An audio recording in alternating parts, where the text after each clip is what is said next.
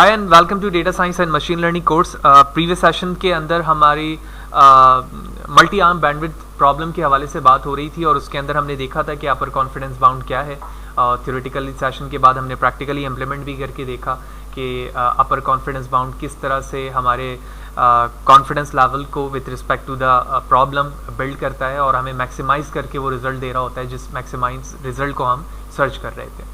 तो वही multi arm bandwidth problem है, लेकिन अब जो हमारी अप्रोच है उसे हम थॉमसन सैम्पलिंग कहते हैं। तो क्या है थॉमसन सैम्पलिंग और ये किस अप्रोच को यूज़ करता है, उस अप्रोच को हम समझते हैं। तो स्लाइड पे बताया जा रहा है हमारे पास जो प्रॉब्लम है मल्टी आर्म बैंडविड्थ का वो बिल्कुल वही है। डिफरेंट स्लॉट मशीन्स हैं हमारे पास, हम एक साथ सबको क्या करना चाहते हैं, पुश करना चाहते हैं, या जो हैंडल हमारे पास मौजूद है उसे डाउनलोड मूव करके हम देखना चाहते हैं कि किसके जो डिस्ट्रीब्यूशन है with respect to the output वो मैक्सिमाइज है, ताकि इन फ्यूचर हम उसी मशीन पर टारगेट कर सकें कि उसी से ही प्ले करेंगे। तो स्लाइड पे बताया जा रहा है Thompson sampling is a Bayesian approach to the multi arm bandwidth problem that dynamically balances incorporating more information to produce more certain predicted probabilities of each lever with the need to maximize current win। Actually इस Thompson problem के अंदर Bayesian एक statistical approach है, उसे इस्तेमाल किया जाता है जिसके ज़रिए से हम अपने सर्टेन प्रेडिक्टेड प्रोबेबिलिटीज़ को जानना चाहते हैं कि हर एक जो हमारी लेवर है जिसको हम पुश करके डाउनवर्ड मूव कर रहे हैं कि उस हम किस तरह से उस चीज़ को मैक्सिमाइज करके पता कर सकते हैं कि किस मशीन स्लॉट मशीन के अंदर वो प्रोबेबिलिटीज़ मौजूद हैं जिसके ज़रिए से हम उस मैक्सिमम प्रोबेबिलिटीज़ के ज़रिए उस मशीन तक रसाई हासिल कर सकें या वहाँ तक जा सकें, ताकि हम जब भी जो हमारे पास विनिंग प्रोबेबिलिटी है वो ज़्यादा रहे। तो इससे पहले जो हमने सिस्टमैटिक तरीका देखा जहाँ पर हमने अपर कॉन्फिडेंस बाउंड से देखा वो एक डिटर्मिनिस्टिक वे था, यानी उसमें रैंडमनेस मौजूद नहीं थी, स्ट्रेट फॉरवर्ड उसके अंदर तमाम चीज़ें मौजूद थी। लेकिन ये जो है वो प्रोबेबिलिटीज़ पर बेस करता है, ठीक है, प्रोबेबिलिस्टिक प्रॉब्लम है। यही वजह है कि यहाँ पे कुछ रैंडमनेस मौजूद है और हम एट लास्ट प्रैक्टिकली देखेंगे भी कि जब हम सेम प्रॉब्लम के अंदर थॉमसन सैम्पलिंग को अप्लाई करेंगे तो हमारे पास ना सिर्फ मैक्सिमाइज वैल्यू ज़्यादा आएगी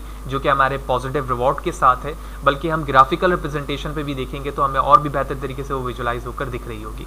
तो ये प्रॉब्लम हमें समझ में आ गई कि बेसियन अप्रोच को यूज़ करता है, क्या इसके स्टेप्स हैं, किस तरह से ये वर्क करेगा, वो चीज़ें हम समझते हैं।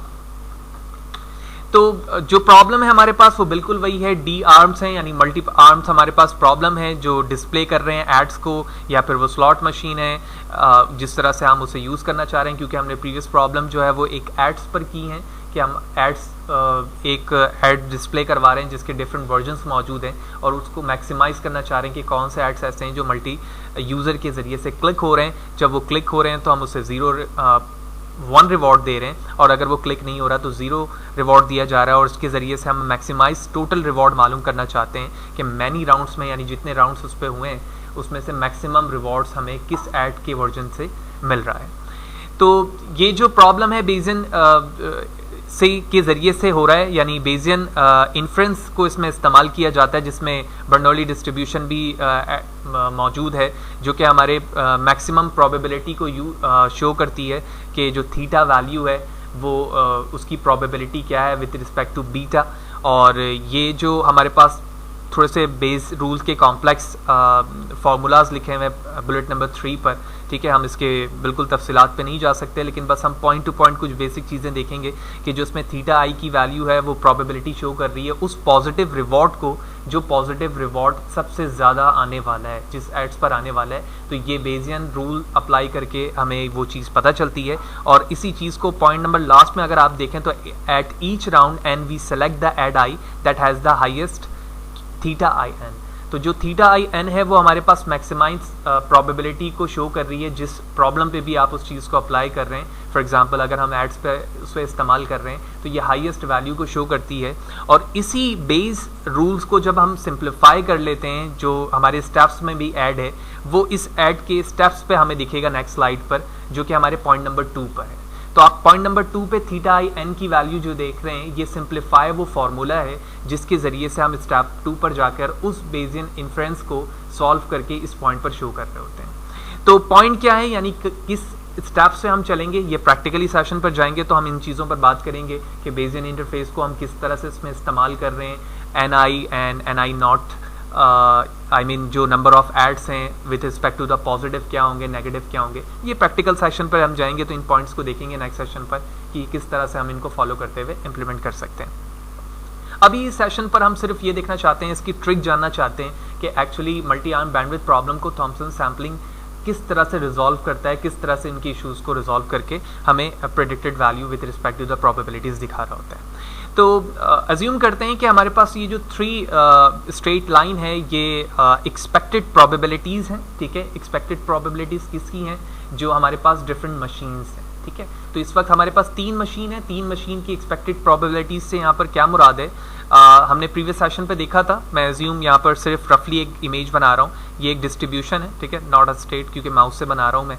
तो ये जो स्टेट लाइन है यहाँ पर जो इसकी मैक्सिमम डिस्ट्रीब्यूशन को जाहिर कर रहा है, तो ये ही स्टेट लाइन हमने यहाँ पर स्ट्रेटली 3 मशीन्स की शो कर दी है। ऑल्दो ये जो हमारे पास डिस्ट्रीब्यूशन है यहाँ पर सिर्फ हमने अंडरस्टैंडिंग के लिए लिखा है या बनाया है, ड्रॉ किया है। ऑल्दो ये तमाम प्रॉब्लम जो होंगे फाइनली रिजॉल्व हमारे एल्गोरिथम खुद करके देगा, लेकिन हम सिर्फ उसकी ट्रिक जानना चाह रहे हैं इस सेशन पर कि वो किस तरह से वर्क करता है।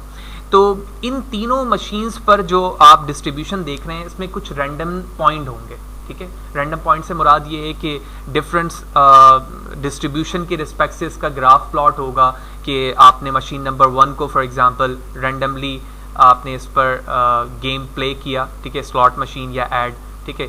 फिर इसी तरह इसकी कुछ डिस्ट्रीब्यूशन होगी रैंडमनेस और फिर इसकी भी कुछ डिस्ट्रीब्यूशन होगी। तो इस रैंडम वैल्यू के रिस्पेक्ट से जो हमारे पास ग्रीन या ब्लू हमारे पास जो मशीन है, स्लॉट मशीन है या फिर ऐड है, तो इसकी डिस्ट्रीब्यूशन रैंडमली अगर मैं प्लॉट करूं तो कुछ यूं बन रही है, ठीक है। ऑल्दो मैं अभी यहाँ रफली बना रहा हूँ, नेक्स्ट स्लाइड पर मैं आपको कंप्लीटली वो इमेज दिखा दूंगा तो और भी बेहतर तरीके से आपको दिखेगी। फिर इसी तरह से ये जो हमारे पास ग्रीन है इसकी भी डिस्ट्रीब्यूशन कुछ यूं बनी, इसी तरह येलो है उसकी डिस्ट्रीब्यूशन कुछ यूं बन गई, एंड सो ऑन। जिस तरह से भी जितनी मशीन होंगी उनकी डिस्ट्रीब्यूशन इस तरह से बनकर हमें दिख रही होंगी।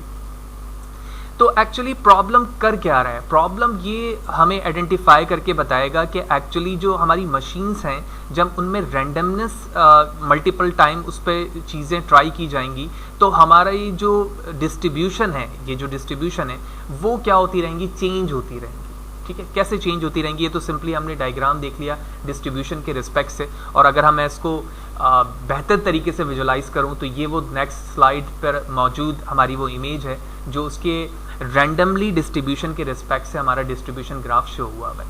इस इमेज पर देखने के बाद आप देख रहे हैं कि जो हमारे पास स्टेट लाइन थी वो हमारे पास वो डिस्ट्रीब्यूशन थी जो हमने ऑलरेडी कर रखी है, लेकिन जैसे मैंने पहले बताया कि ये जो डिस्ट्रीब्यूशन है वो हमें ऑलरेडी अवेलेबल नहीं होगी। एक्चुअली ये डिस्ट्रीब्यूशन हमारा एल्गोरिथम हमें खुद करके देगा।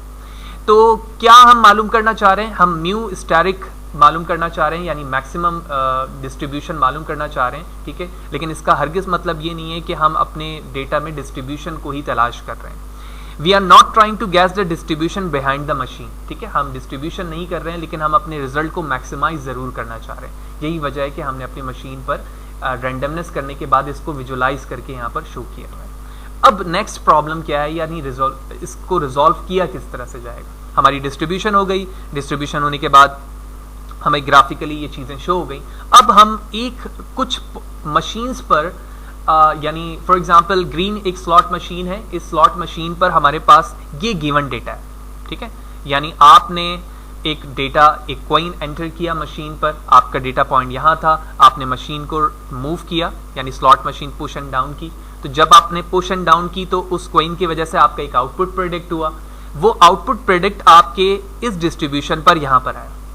जब ये आउटपुट डिस्ट्रीब्यूट होने के बाद इस तरफ से आया तो ये जो डिस्ट्रीब्यूशन थी आपकी ग्राफ की वो थोड़ी सी नैरो हुई, ठीक है। नैरो किस माने में हुई कि आप ये समझें कि आपकी मशीन इस तरह से शो हो गई यहाँ पर, ठीक है। इसी तरह से आपने फिर ब्लू मशीन के अंदर कुछ ट्राई किया, आपकी डिस्ट्रीब्यूशन रिजल्ट यहाँ थी। जैसे आपने अपने बटन को पुश किया या हैंडल को मूव किया, आपकी ये वैल्यू मूव होकर इस तरफ आ गई। यानी डिस्ट्रीब्यूशन के रिस्पेक्ट से मैं बात कर रहा हूँ कि आपकी वैल्यू मूविंग के बाद इस जगह पर आई। इस जगह पर कोई भी आउटपुट हो सकता है, ठीक है। यही वजह है कि जब आप रैंडमली चेंजेस करते जा रहे हैं अपनी मशीन पर तो आपकी डिस्ट्रीब्यूशन भी रैंडमली चेंज हो रही है, ठीक है। डिस्ट्रीब्यूशन चेंज हुई, ना सिर्फ ये नैरो हुआ बल्कि इसके कर्व भी थोड़े से चेंज हो गए। तो इस तरह से ये सो ऑन चलते रहेंगे, जब जब आप मशीन पर चीज़ें ऐड करते जाएंगे, ठीक है, वो चीज़ें क्या होती जाएंगी, चेंज होती जाएंगी। ये जो पॉइंट है हमारे पास, यानी इसी तरह हम अगर मैं इस मशीन की बात करूं तो ये पॉइंट था, आपने हैंडल मूव किया, आपकी वैल्यू मूव होकर यहाँ पर आ गई, ठीक है, और ना सिर्फ आपकी विजुअलाइजेशन श्रिंक हुई और वो कुछ इस तरह से हो गई। तो जो पॉइंट्स आपने यहाँ पर या फिर यहाँ पर ये तीनों बनाई थी, तो ये तीनों पॉइंट आपके ऑन बैंडविड्थ कॉन्फ़िगरेशन कहलाते हैं। यानी आपने बैंडविड्थ यहाँ पर खुद डिफाइन की है तीनों मशीन्स की, और इन्हीं बैंडविड्थ के बिहाफ पर आप देख रहे हैं कि आपकी मशीन की डिस्ट्रीब्यूशन चेंज होती जा रही है। ये चेंजेस कंटिन्यूसली चलती रहेगी, जितनी दफ़ा आप मशीन को क्या करते जाएंगे, एग्जीक्यूट करते जाएंगे, रन करते जाएंगे, और एट लास्ट आपकी जो डिस्ट्रीब्यूशन है वो कुछ इस तरह से हो जाएगी। तो आप देख रहे हैं कि स्लॉट या मशीन नंबर हमारे पास जो थर्ड है राइट हैंड पर, या राइट हैंड की रिस्पेक्ट से बात करें तो ये मशीन यानी येलो मशीन, ये वो मशीन है जिसकी डिस्ट्रीब्यूशन सबसे ज़्यादा बेस्ट है, सबसे ज़्यादा अच्छी है। तो मैं कह सकता हूँ कि मशीन नंबर 1 या फिर येलो मशीन की डिस्ट्रीब्यूशन सबसे ज़्यादा बेहतर है, और एक्यूरेसी के रिस्पेक्ट से ये सबसे ज़्यादा बेहतर अप्रोच के साथ हमें आउटपुट प्रेडिक्ट कर रहा है, यानी विनिंग प्रोबेबिलिटी यहाँ पर सबसे ज़्यादा है with respect to the rest of these machine, ठीक है। ये ज़रूरी नहीं है कि इसकी डिस्ट्रीब्यूशन कुछ इसी तरह से हो, ठीक है, हमने सिर्फ विजुलाइज करने के रिस्पेक्ट से यहाँ पर देखा, हो सकता है कि ये मज़ीद नैरो हो, ठीक है, ये भी मज़ीद नैरो हो, लेकिन जो सबसे ज़्यादा नैरो है, सबसे ज़्यादा डिस्ट्रीब्यूशन जिसकी टॉप पर है और साथ ही साथ वो नैरो है, इसका मतलब ये है कि थॉमसन सैम्पलिंग के ज़रिए से ये मशीन सबसे ज़्यादा बेहतर अप्रोच पर वर्क कर रही है। जिस तरह से हमने देखा था कि जब हमारे पास अपर कॉन्फिडेंस बाउंड था, तो अपर कॉन्फिडेंस बाउंड पे जो मशीन सबसे ज़्यादा श्रिंक होकर अपर कॉन्फिडेंस में इस तरह से आ जाती थी, ठीक है, जिस तरह से दूसरी मशीनें थी उसका अपर कॉन्फिडेंस बाउंड थोड़ा बड़ा हुआ करता था। तो यहाँ पर उस पर थोड़ी सी चेंजिंग की गई, और क्योंकि वो डिटर्मिनिस्टिक है, स्ट्रेट फॉरवर्ड है, जबकि ये रैंडमनेस के साथ है, यही वजह है कि इसकी श्रिंक ज़्यादा हुई। और इस रिस्पेक्ट से इसके बिहाइंड थ्योरी मौजूद है, जिसके ज़रिए से हमें पता चलता है कि कौन सी मशीन ऐसी है जो सबसे ज़्यादा एक्यूरेटली वर्क कर रही होती है। तो ये कुछ थ्योरी थी इसके बिहाइंड, जो हमने देखा कि किस तरह से थॉमसन सैम्पलिंग काम करता है और प्रेडिक्टेड वैल्यू आती है इसकी, और क्या बेसियन इंफेरेंस इसके अंदर मौजूद है बेस लॉस को किस तरह से, और ये जो श्रिंक चीज़ें हो रही हैं ये बेसियन इन्फेरेंस के ज़रिए से ही हो रही हैं। जो हमने बीटा फार्मूला देखा ये उसी के रिस्पेक्ट से ये श्रिंक हो रही है या नैरो हो रही है, जिसके ज़रिए से हमें थॉमसन सैम्पलिंग की बिहाइंड वर्किंग समझ में आई कि ये किस तरह से वर्क कर रहा होता है। कुछ वीडियोस के हवाले से बात करूं, जितने भी सेशन हम ऑलरेडी कर चुके हैं वो मेरे YouTube चैनल पे मौजूद हैं, आप यहां पर उसको देख सकते हैं। तो YouTube पर आने के बाद आप फाद हुसैन से सर्च करके यहां पर देख रहे हैं कि ये चैनल है, और यहां पर आके आप इसकी प्लेलिस्ट पर आएंगे तो यहां पर वो तमाम वीडियोस जो अब तक हमने मशीन लर्निंग या डेटा साइंस पर हैंडल किए हैं वो यहाँ पर मौजूद हैं, और इससे रिलेटेड जितने भी कोर्स हैं वो मेरे ब्लॉग fadhusaincs.blogspot.com पे मौजूद हैं, और आप सेपरेट टैब देख रहे हैं यहाँ पर आने के बाद वो कोड आप कॉपी पेस्ट कर सकते हैं। नेक्स्ट सेशन पे जाएंगे तो प्रैक्टिकली देखेंगे थॉमसन सैम्पलिंग किस तरह से वर्क करता है, और क्या ये बीट कर सकता है हमारे अपर कॉन्फिडेंस बाउंड को या नहीं, ये चीज़ें हम नेक्स्ट सेशन पे जान सकेंगे।